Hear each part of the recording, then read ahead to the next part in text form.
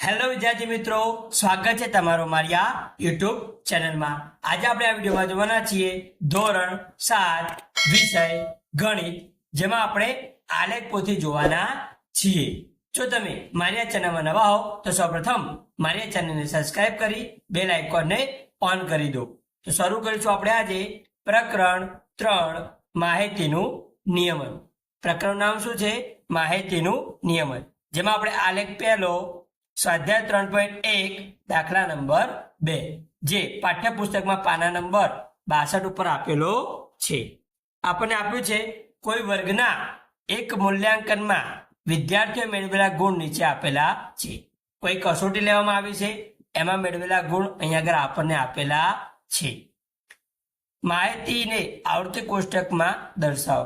આ માહિતીને શું કરવાનું છે? આવૃત્તિ કોષ્ટકમાં દર્શાવવાની છે। તો શું કરીશું? આપણને આગળ શેની માહિતી આપે બેટા? ગુણની માહિતી આપેલી છે, માટે આપણે પહેલું ખાનું ગુણનું બનાવશું। શેનું બનાવશું? ગુણનું। ત્યારબાદ બાજુમાં આવૃત્તિ ચિહ્ન, શું લખવાનું? આવૃત્તિ ચિહ્ન। અને છેલ્લું ખાનું અહીંયા આગળ વિદ્યાર્થી આપેલા તો લખીશું વિદ્યાર્થીની સંખ્યા અથવા તો આવૃત્તિ, એવું તમારે લખવાનું રહેશે।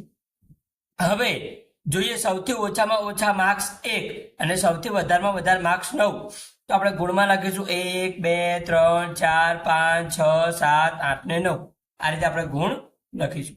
હવે એક ગુણ કેટલી વાર આપ્યો છે એ આપણે જોઈશું। તો એક ગુણ જે રહ્યો એ આપણને આગળ એક વખત આપેલો છે, માટે આપણે એક આવૃત્તિ ચિહ્ન કરીશું અને વિદ્યાર્થીની સંખ્યામાં લખીશું 1। ત્યારબાદ જોઈશું બે ગુણ। તો બે ગુણ આપણને કેટલી વખત આપ્યા છે? તો એક વખત અને આ 2 વખત। કેટલી વખત આપ્યા છે? 2 વખત। તો આવૃત્તિ ચિહ્ન 2 કરીશું અને લખીશું વિદ્યાર્થીની સંખ્યામાં 2। ત્યારબાદ 3 ગુણ। 3 ગુણ કેટલી વખત આપ્યા? તો એક વખત, એક જ વખત। તો આપણે આવૃત્તિ ચિહ્ન કેટલા કરીશું? 1 અને વિદ્યાર્થીની સંખ્યામાં લખીશું 1। ત્યારબાદ 4, તો 1 2 અને 3, તો 3 આવૃત્તિ ચિહ્ન કરીશું અને વિદ્યાર્થીની સંખ્યામાં લખીશું 3। ત્યારબાદ 5, 5 ગુણ કેટલી વખત? તો એક વખત, 2 વખત, 3 વખત, 4 વખત, 5 વખત। તો 1 2 3 4 અને 5મું આમ આડું કરી દેવાનું। તો આમ વિદ્યાર્થીની સંખ્યામાં લખીશું 5, બરોબર। આવૃત્તિ ચિહ્ન 5 આ રીતે દર્શાવવાનું છે। ત્યારબાદ 6, તો એક વખત, 2 વખત, 3 વખત અને 4 વખત। તો 1 2 3 4, કેટલા આવૃત્તિ ચિહ્ન? 1 2 3 4। વિદ્યાર્થીની સંખ્યામાં કેટલા લખીશું? 4। ત્યારબાદ બેટા 7 ગુણ। 7 ગુણ કેટલી વખત? તો એક વખત, 2 વખત।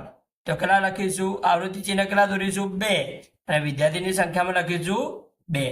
ત્યારબાદ 8, 8 કેટલી વખત? એક વખત। તો એક આવૃત્તિ ચિહ્ન કરીશું, વિદ્યાર્થીની સંખ્યામાં લખીશું 1। ત્યારબાદ 9, 9 પણ એક વખત। તો આવૃત્તિ ચિહ્ન 1 અને આગળ લખીશું 1। હવે આપણે કુલ ગણવાના। શું ગણવાનું?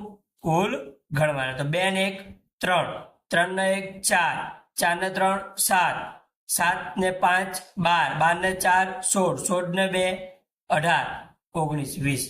કુલ કેટલા થયા? 20। કેટલા થયા? 20 વિદ્યાર્થી થયા। હવે પ્રશ્ન આપણને પૂછ્યા છે આવૃત્તિ કોષ્ટક પરથી નીચેના પ્રશ્નોના જવાબ લખો।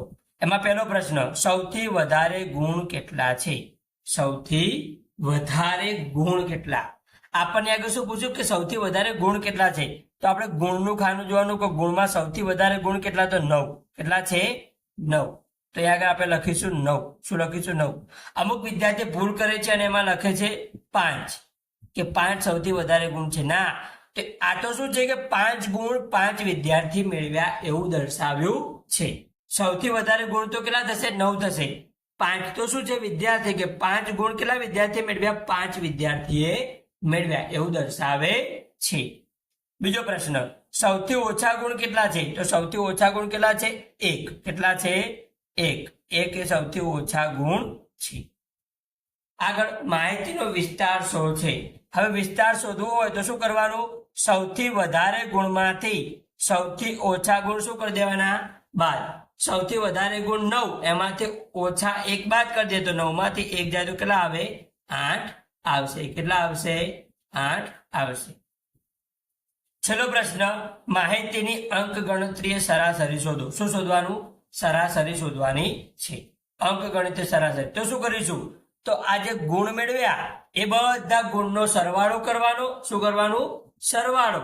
ભાગ્યા કેટલા કરીશું? 20 વિદ્યાર્થી તો 20. આ બધા ગુણનો સરવાળો કરવાનો ભાગ્યા 20. કેમ કે 20 વિદ્યાર્થી તમે કરશો તો જવાબ કેટલો આવશે? સરાસરીમાં 5. કેટલો આવશે? 5 આવશે. બરાબર. તો આ રીતે આપણે આલેખ 1 સ્વાધ્યાય 3.1 નો દાખલા નંબર 2 જોયો. જો તમને વિડીયો ગમ્યો હોય તો વિડીયોને લાઈક કરો, આવી રીતે તમારા મિત્રોને શેર કરો અને મારી આ ચેનલને સબસ્ક્રાઇબ કરો.